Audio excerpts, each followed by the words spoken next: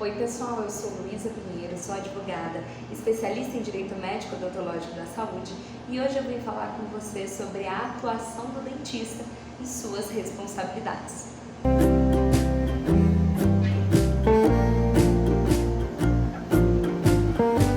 A atividade da odontologia e da medicina muito se assemelham e tem histórias similares. Mas os odontologistas passaram a ser reconhecidos como uma profissão autônoma quando se entendeu que a saúde bucal trazia reflexos e consequências para a saúde do paciente como um todo, podendo até mesmo ter consequências fatais. Há alguns anos, o profissional odontologista ele tinha as funções de preservação, prevenção, recuperação e conservação da saúde bucal do paciente. Mas isso vem se ampliando um pouco também pelo reconhecimento, por exemplo, da especialidade de harmonização orofacial, reconhecida pelo Conselho Federal de Odontologia e também por juízes e tribunais. Em regra, a atuação do dentista visa identificar as queixas do paciente e solucioná-las com tratamento. Esse tratamento não é vinculado a uma cura, a um resultado final, mas sim ao processo, o que determina uma obrigação de meio desse profissional, que apesar de vislumbrar a cura, não tem obrigação de entregá-la. Mas, quando nós falamos das novas ampliações da atividade do dentista, como harmonização facial, finalidade estética, também há uma discussão quanto se essa obrigação é de meio ou de resultado, o que fica a critério de algumas decisões judiciais.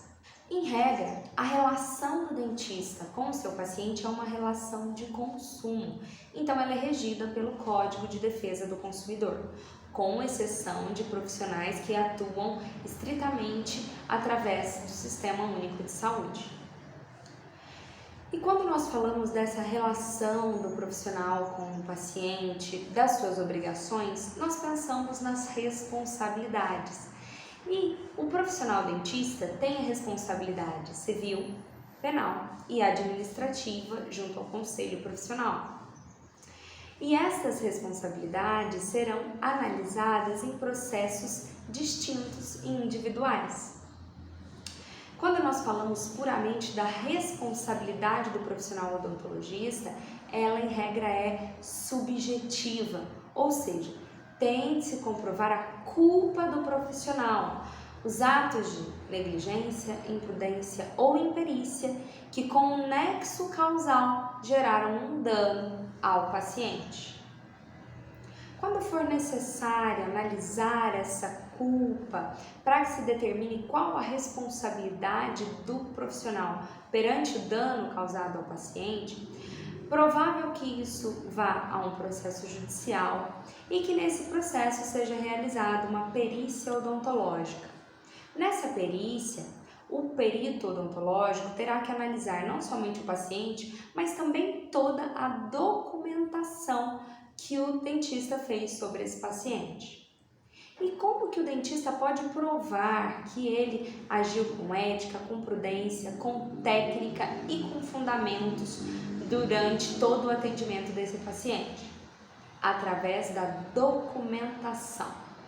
E essa documentação são inúmeras, como por exemplo, o contrato de prestação de serviço firmado com esse paciente, o prontuário desse paciente, com clareza, riqueza de informações, data, horário, o que foi realizado, a explicação do que foi realizado, eventuais intercorrências que surgiram, tudo com detalhes do que aquele paciente passou junto àquele profissional e também o consentimento desse paciente, através de um termo de consentimento, mas um consentimento que parte de todo um processo informacional, que demonstra para aquele paciente tudo o que ele vai realizar, os riscos a que ele está exposto, as consequências, eventuais intercorrências, para que o paciente possa exercer a sua autonomia de escolha. E aí resta a pergunta: você, dentista, faz essa documentação? Essa documentação robusta, com clareza de informações, com riqueza dessas informações? Porque é importante a gente lembrar que essa documentação não serve só como meio de prova para um eventual processo judicial, mas que ela também é exigida pelo Conselho Federal de Odontologia. E se você receber uma intimação judicial, você vai ter como provar os seus atos?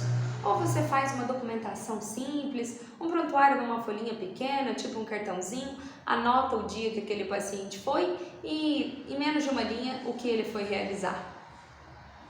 Se atente para suas responsabilidades, para suas obrigações e também para sua segurança profissional. Se você gostou do vídeo, deixe seu like, segue aqui o canal, acompanhe nas demais redes sociais e até a próxima!